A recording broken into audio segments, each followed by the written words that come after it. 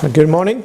Good morning. And a happy Sabbath. Happy Sabbath. I hope and pray that your summer is wonderful and that your gardens are producing, and also that by the grace of God, every morning we praise His name for what He has done and doing for all of us. Amen. Well, this morning I want to talk to you about the principles that we find in the Word of God for a godly family.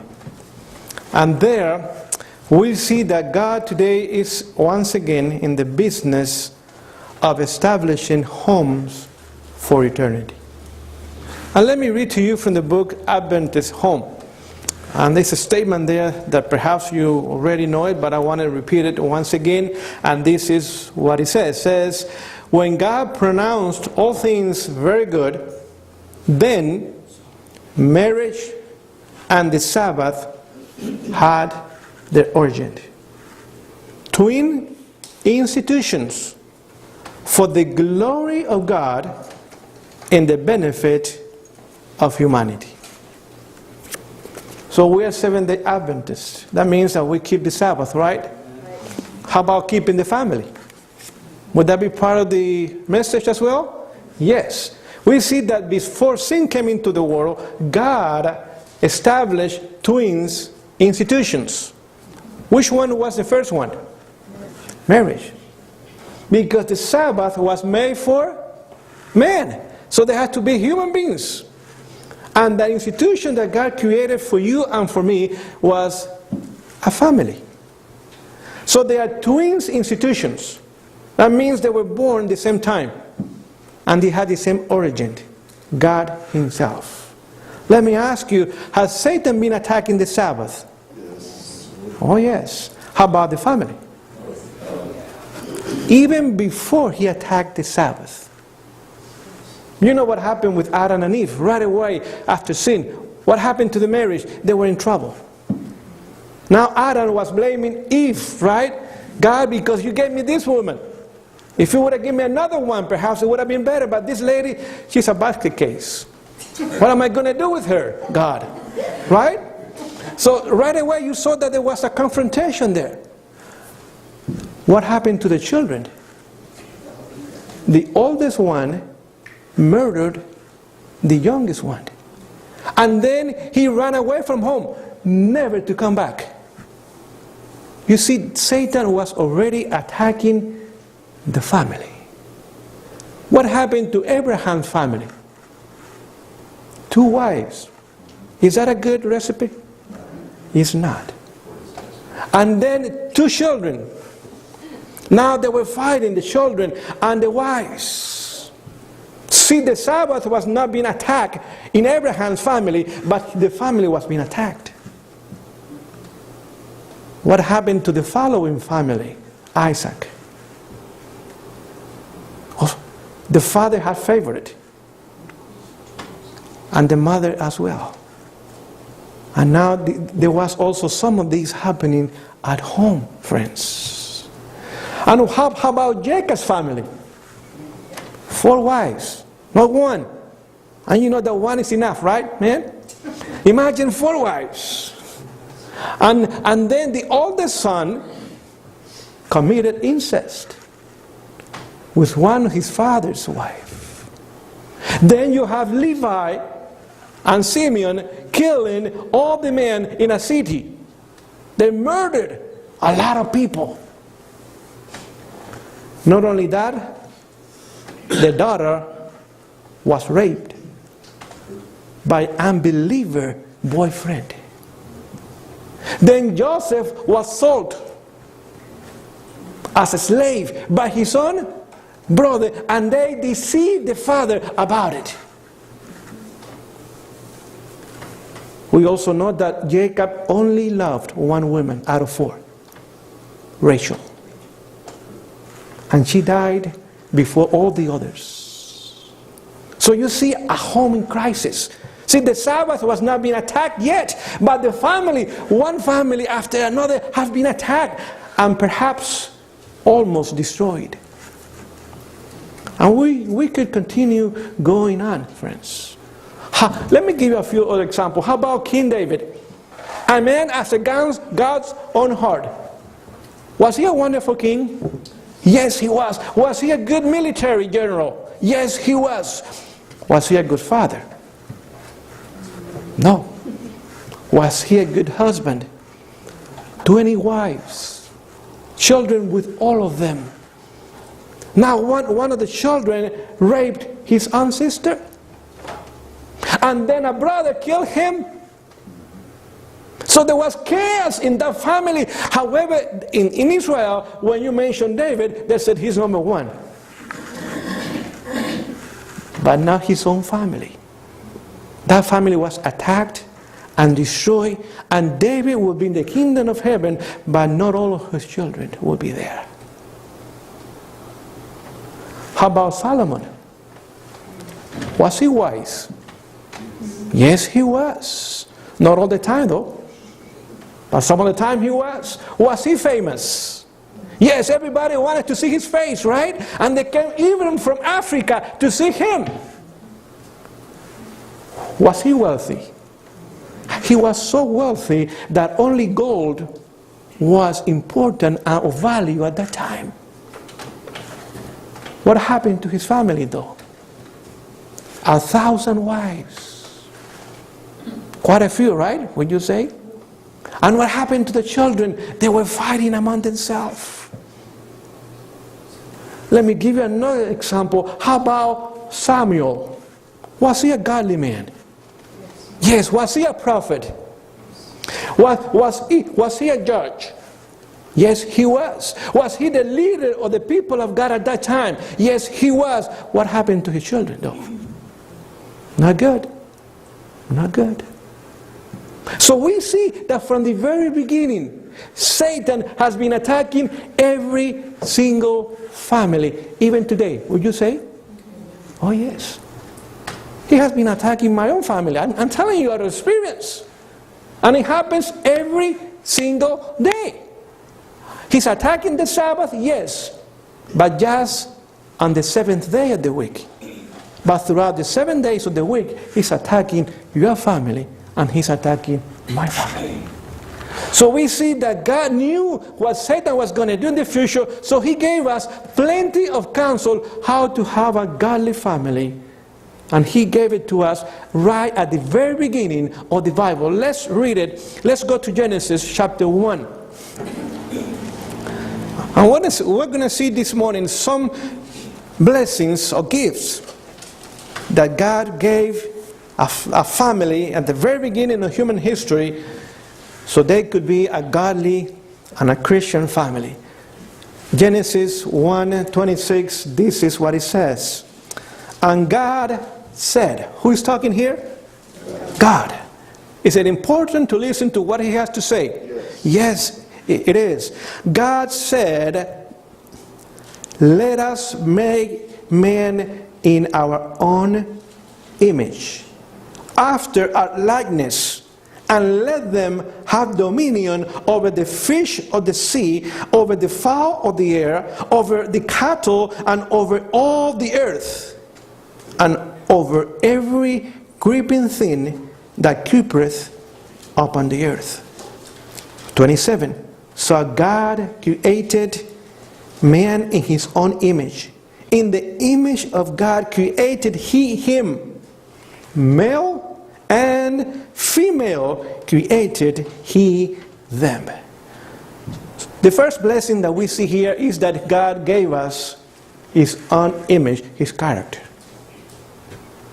What is the only thing that we're taking to heaven by the grace of God? His character. So that character that he gave Adam and Eve, you and I, by his grace and the work of the Holy Spirit in us, we need to have if we want to go back into Eden once again. So we see that blessing number one, gift number one, he gave us a lovely, kind, patient, tolerant character. However, that's not the character that you and I have today. Because one strange element came into the human heart. Self. that was never meant to be in your heart or in my heart. That element came out of the mind of Lucifer and made him the devil. How about us? He came into the human heart, and instead of making us as Christ is making us more and more like the devil. Only the grace of God can take it out. And that work is so important that only when it's done, then we're ready to go to heaven. Even though God gave Adam and Eve his likeness, his appearance, we don't have to be 20 feet tall to go to heaven, right? Even if we don't have hair, we can go to heaven, right? Even if we have wrinkles, we can go to heaven, right?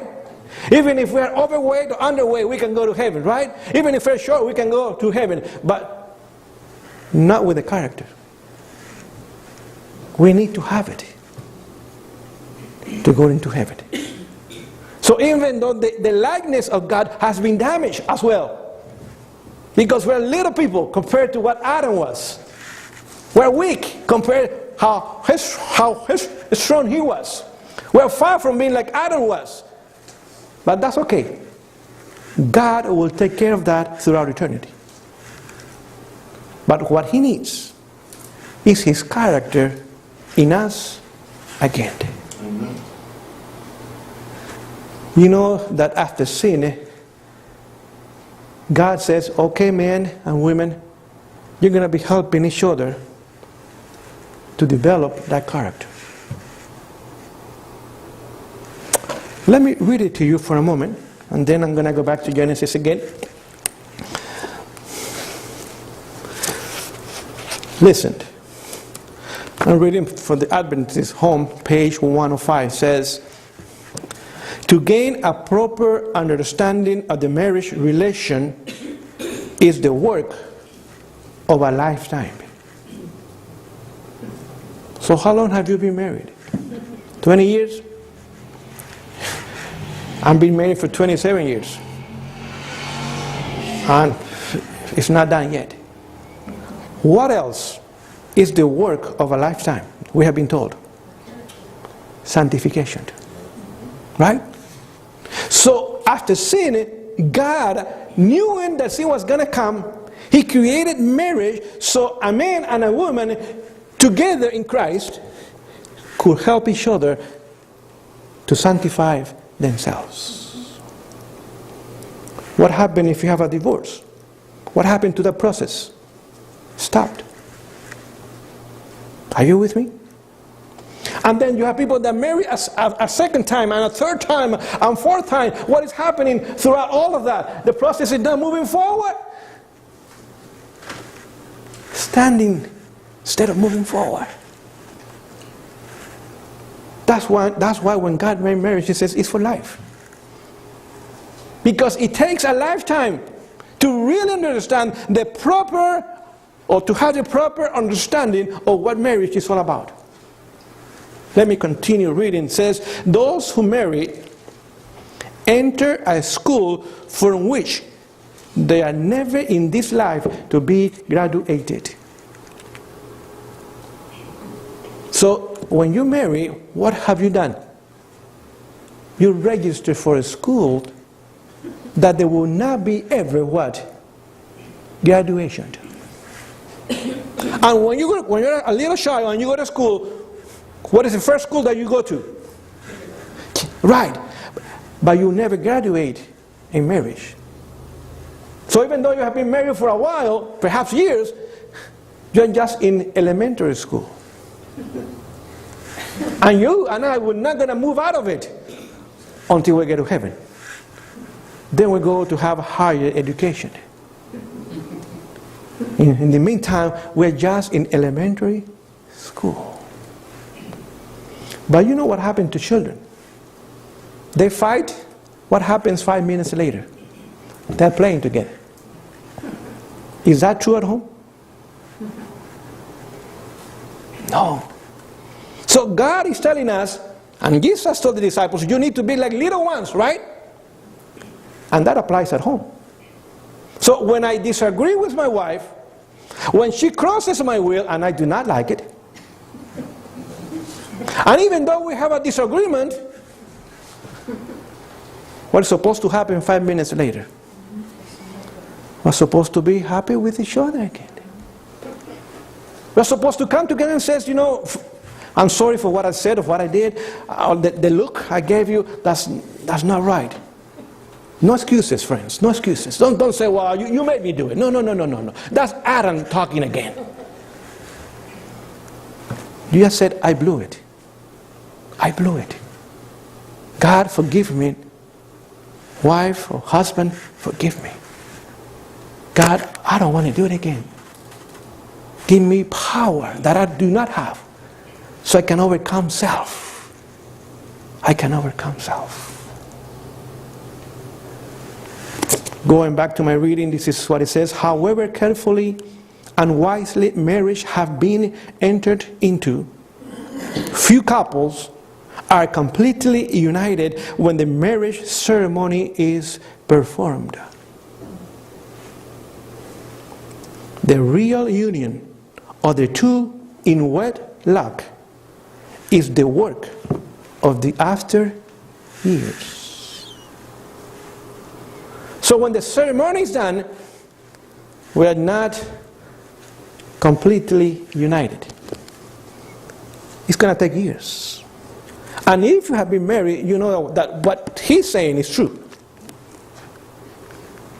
I thought I knew my wife when I married her. And she thought that she knew me. But it has taken years for both of us to find out that we knew a little bit, not much. And it has taken 27 plus years to understand each other, and we are not graduated yet. We'll never be. Well, let me read to you another statement that it will help you see the importance of the family.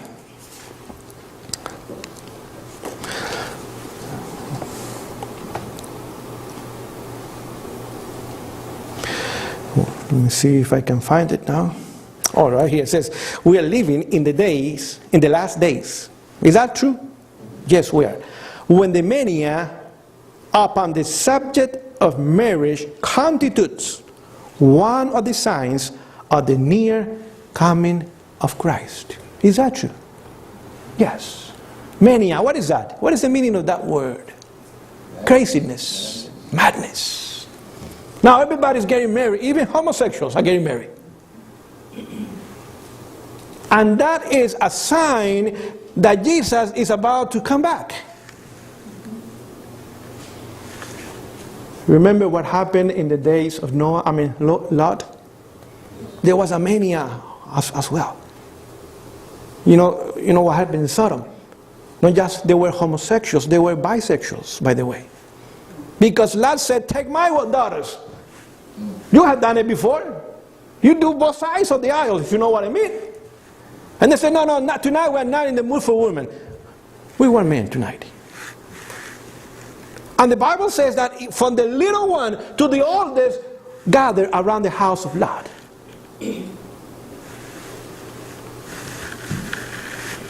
Friends, the homosexual movement is going to grow and grow. We haven't seen nothing yet. We have no idea how far this is going to go. But it will go farther than we wish. I continue reading. Says, God is not consulted in these matters. That's why the mania is going on. I like you, let's get together. God, out of the picture. Father and mother, out of the pictures. Godly people, out of the picture. We're going to do what we want to do. We have the right to do it. We have the age to do it. Don't bother us. We're going to go ahead. We're going to get together. We're going to get married. I continue reading. Religion, duty, and principles are sacrificed to carry out the promptings of the unconsecrated heart. There should be no great display, and listen to this, and rejoicing over the union of the parties. So when the wedding is going on, they say, oh, what a wonderful place to be at. There should be no rejoicing and no great displays of joy when that wedding takes place. Listen, there is not one marriage in 100 that results happily. So now when you go to a wedding, instead of taking a gift, you're going to buy a box of Kleenex so they can wipe out their tears later. Handkerchiefs. This is what I have for you. And I have a dozen of them. You're going to need every one of them. Because not one in 100 marriage brings happiness today. This is Testimonies for the Church, Volume 4, page 503, 504. That bears the sanction of God and places the parties in a position better to glorify Him. So when He made Sabbath and marriage, it was for the glorification of God, right? And the benefit of humanity. That's not happening today. Let me ask you, did Jesus glorify His Father when He was here on earth? Yes. He said, John 17:6, Father, I have glorified you, right? I'm ready to finish my ministry here. So that's what marriage is all about. Then I can come to my house and say to my wife and children, Mom, in my life, God has been glorified. My neighbors, my co-workers, everybody will see that Christ has been glorified in my life. That's what we're here for. To vindicate the name of God, right? Before the entire universe. That's what marriage is all about. It's not about me. It's about Him. Also, my wife should glorify God. My children should glorify God. I finish the statement, and this is what it says. The evil consequences of poor marriages are numberless. So many that you and I cannot count them. They are contracted from impulse. That's looks. Remember Samson? He said, Father, Mom, I like that girl. Oh, son, that's not for you. She's a Philistine. It's all right. She looks good. Yeah, she was looking good. Eventually, he had no eyes to see her. If you know what I'm saying. So Satan is doing that today. He's taking people's eyes out. They are blind today when they go into marriage. They say, she looks good. She has a beautiful body. They are blind. They are blind. A candid review of the matter is scarcely thought of. So people don't think of the consequences of what is going to happen. Who knows? And consulting with those of experience is considered old-fashioned.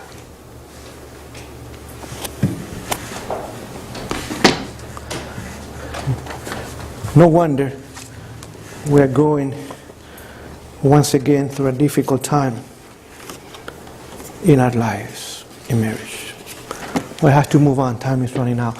So we see, number one, a character. And that's the work of a lifetime. So if you're alive, if I'm alive, that work is not done. It's in the process of I hope, and it's moving forward. But it's not done. God is not done with us. And if God is not done with me, I'm not done with my wife. I'm not done with my husband. Because we have a work to do, and God will give us two things: the desire to do it and the power to do it. That's why every morning when I come out of bed, I need to pray. Because I don't know the day that is going to be ahead of me. I have ideas of what I wanted to do, where I wanted to go, who I wanted to see, and so forth. But God says, I tell every morning, God, it's your agenda today. I want to do your will today. Even though I might not like to do your will. Even though I have my own plans. I want to go to my own places. I want to meet people that I want to meet. I want to do what I want to do. God, disregard that. Put it aside. Today, I want to do your will. Give me the desire to do your will, and now empower me to do it all day long. And that means with my family. That means that even if my children are acting up and they are not behaving well, perhaps my wife is not in a good mood that day, I need to be there as a godly man to allow God be vindicated, glorified in my life. Well, number 2, we read it also. God told man, you're going to be a steward. You see all this wonderful creation that I made? You're going to take care of it. It's mine, God says. It's not yours. You had nothing to do with His creation. I made it all. But now I want you to take care of it. The fish in the water, the fowl in the air, the animals on land, you'll take care of it. If you notice, at that point, Adam was not to be the leader, the spiritual leader at home. That came after sin. You know why? Because every morning and every evening, God Himself came down to have family worship of Adam and Eve. To teach them, to instruct them in the ways that they should go. But when sin came into the world, guess what? Now God, out of mercy for us, says, I cannot come and dwell with you face to face. If I do that, you will be dead. You will be dead. Says, Adam, now I want you to be a priest in your home. Because I'm not there anymore. I mean, he's there, but we don't see him anymore. Now I want you to take care of your family because I'm not able to go there in person anymore. And then he gave Adam that responsibility of being a priest. But you know, the priest, before he could intercede for the people, he had to intercede for himself. Amen. And he had sin in him, and he would go into the holy place. What would happen to him? He would have been fried. Remember what happens to the sons of Aaron? They were playing with God. Strange fire. Sin in their life. And say, it doesn't matter, I'm going to go into the holy place. Bling! Fried. So that means that you, man, and I need to take some time with God in the morning so I can connect with Him. And then I need to continue having that connection with Him throughout the day.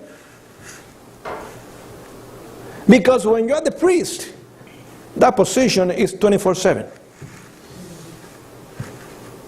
It's 24/7.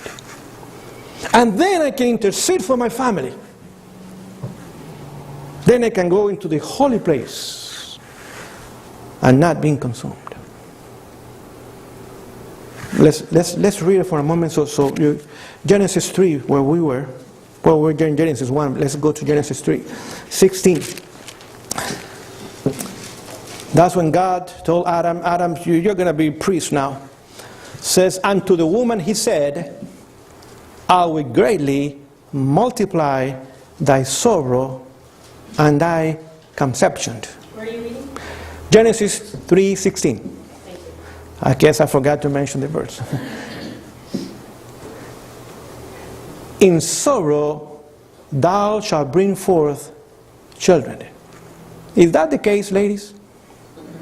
Yeah, yes, it is. I was there when every one of my children were born. And let me tell you, my wife was not laughing. She was in pain. Every time she said, "This is the last one," I guess it came to a point when that was the last one, but it was not the first one, not even the second one. And thy desire shall be to thy husband. I'm going to come back to that one in a moment. And listen, and there was Adam, and he, Adam, shall rule over thee. That's when God made Adam a priest. He made him the head of his household, a responsible leader for his family. You see what happened, and we need to understand this from the point of view of God. Adam had to decide whether he was going to follow God or Eve. That was the temptation for him. He could see Eve, a beautiful woman, and the fruit. And now she was telling him, "I ate of it. Look, I'm fine. As beautiful as before. And I love you today, now, as much as I did before." See, nothing has changed. And now Adam has to make a decision. Do I love God more than I love my wife? But he decided to love his wife more than God. See, he said, "I cannot lose Eve.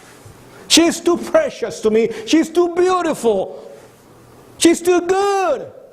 I cannot lose her. God, I'd rather follow her."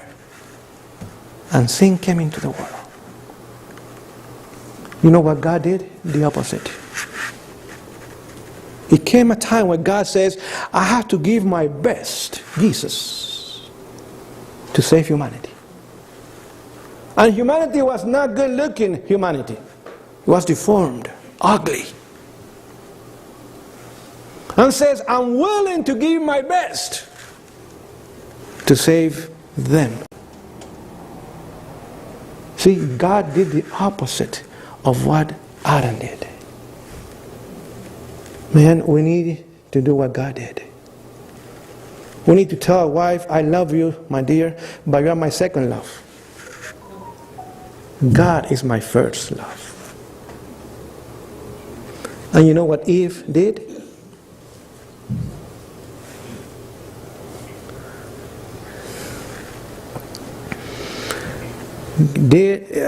Eve did the opposite of what Jesus did.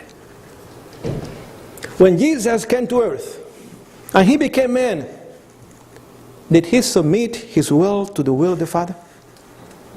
All the time? Yes. It says, everything I said is because he wants me to say what I'm saying. Everything I do is because he wants me to do what I'm doing. I'm here to do the will of my Father. And even though he was God, he was willing to submit himself to the will of the Father, even to the cross. You know, 3 times he says, "Father, if it's possible, pass this cup." And his Father said, no, I want you to drink it, all of it. He said, "Father, I'm willing to submit myself to you." So ladies, are you willing to do that at home? Even to the cross. This is deep, friends. This is not easy stuff. As the Father was willing to give the best for us, even though we did not deserve it, Jesus was willing to submit to his Father for 33 and a half years, even all the way to the cross. This is what marriage is all about. It's loving each other in such a way that we are willing even to die for the other person. Did Jesus die for the church? He did. It says that he loved her so much that he was willing to die for her. Am I willing to die for my wife? We need to think about it. Okay, we have 15 minutes and then we need to come to an end on this one. Husband, wives, when we marry, we are marrying someone that is a sinner. Do you realize that? Even though you thought that you could not live without him because he was so wonderful and perfect, eventually you realize that he or she is also a sinner. You know, Ephesians 5, let me take you there for a minute. Ephesians 5:25 says, husband, love who? Your wife. Even as Christ also loved the church and gave himself for it. So 3 times here in Ephesians 5, verse 25, once again in 28, once again in 33. God is telling us, husbands, to love our wives. See, usually men have a difficult time loving a wife.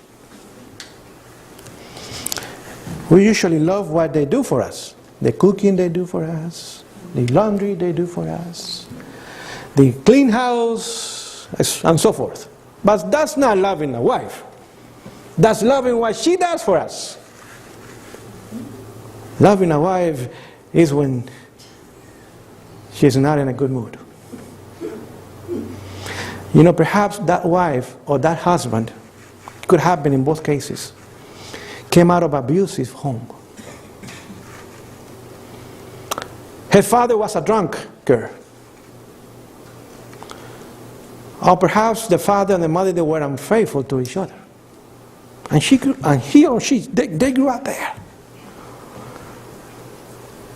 Or he or she, they grew up in the ghetto, in the wrong side of town. Poor, run-down places. Nothing, perhaps, or just about nothing to have. Perhaps she was abused, or he was abused, or used at home. You do this and you do that, and that's what you are here for. Not love, not time to play with the dolls or the trucks. None of that growing up. They were not appreciated. Perhaps she comes out of a divorce, or he comes out of a divorce, or perhaps it's the second one or the third one, who knows how many, and they have children.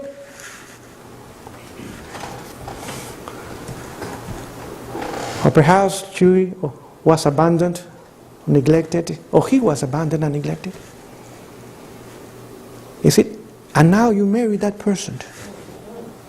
And that baggage comes with that person. All of it. And it's yours now. It's yours now. All yours. And God is asking you, love her. Not me. God is saying that. Love her.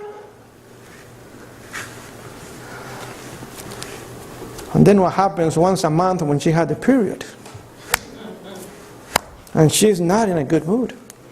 And she got on the wrong side of the bed. It's not the bed though. Are you there to love her? And if you think that's a difficult time, wait until menopause. Ooh, It takes a godly man.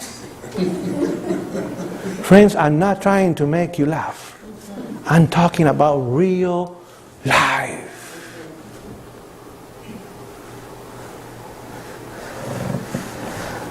That's why the Bible says, husband, love your wife. You know what happens many times? They call it midlife crisis. When the man hits 45, 50, and then the lady is not as good looking as before, and she's gaining pounds, and she's wrinkled, and the gray hair is coming. He said, hold on, I need to find another one. I had enough of you. You're a difficult woman to deal with, and she is. You are not the woman that I married 20 years ago. Goodbye, and good luck. Not us. We're here for life. We're here for life. Actually, we're here for eternity. By the way, ladies, that could happen to the man as well. He came perhaps out of a non-functional home either. And that handsome man that you love so much, he comes with a heavy baggage. And it's all yours. All of it is yours. From the head to the toe is yours. And God is telling you, ladies, be a helpmate. Say, God, what do you mean? You don't know this man. He cannot be helped anymore. He's beyond repairs. Say, God, no, he's not beyond repair. It's true, repair is going to take some time. And you have to get dirty. But if you connect with me, I'm going to give you the power to handle that difficult man. You're not going to tell that man, goodbye, I had enough of you. I cannot even sleep at home at night because you snore. Say, no, husband, I'm here for eternity. God put us together. We're going to stay together. It takes a Christian person to do that. I didn't say a good person. I didn't say a nice person. I said a Christian person. You know what happened to Abigail? She had a husband, right? And he professed to be a Seventh-day Adventist, right? A wealthy man. You know the name of that husband? You know the meaning of that? Fool. And he was a fool. And he was wealthy. And one day David said, can you share some of the food with us? I'm not going to share anything with you. Get a job. Who are you? You're running away from the king. I'm not going to help you. So I said, come on. Let's get rid of this little guy. And he was coming with 400 men. That's how angry was David. Let me tell you, David could have taken him out easily. Because he was a good warrior. But he was so angry, he says, 400 men, let's come. We're going to make little pieces out of this guy. When we're done with it, there will be nothing to bury. Then the news came home at midnight, when she was already in bed, after a long day of work. He was drinking with his friends. He was not taking care of the wife.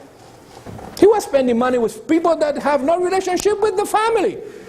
He was destroying his family. He was destroying his wife. She was there to work from morning to night.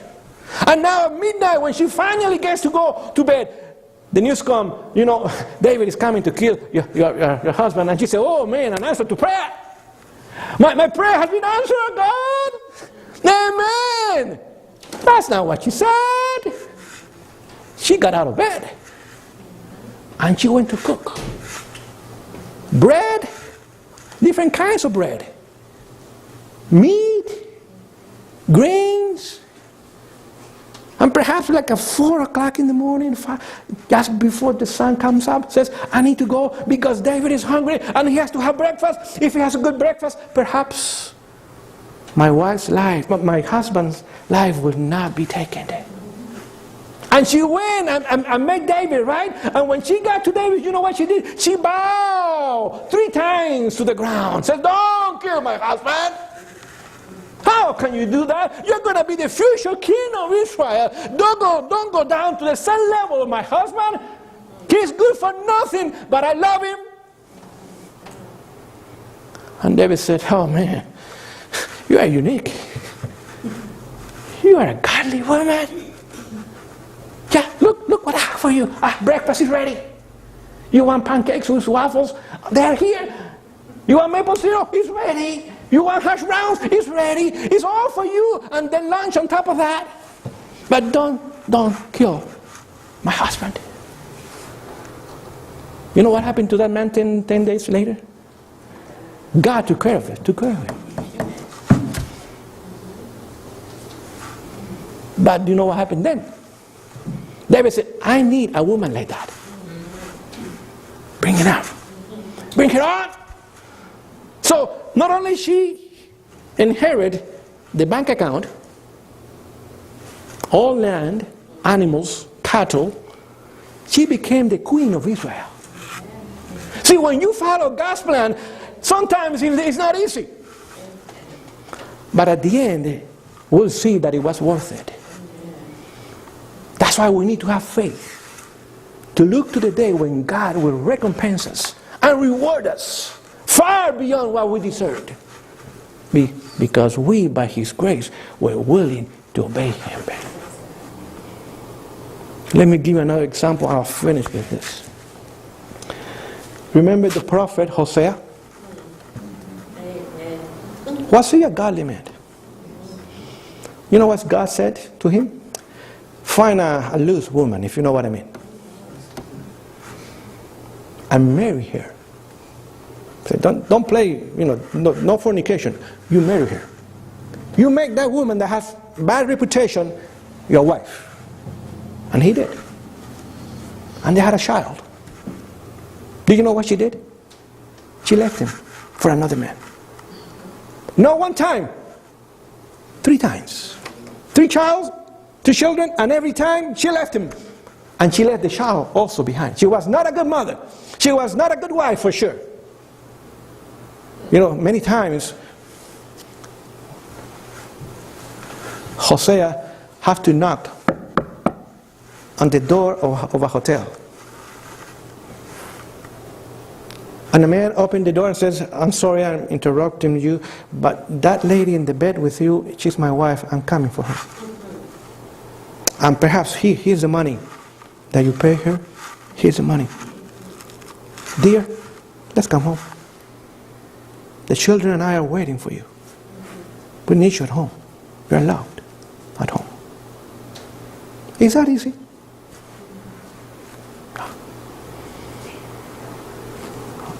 I don't know if I will be able to do that, friends. Even one time. Less 3 times. But you know that family, that entire family will be in the kingdom of heaven. Because a godly man was willing to treat a prostitute as a wife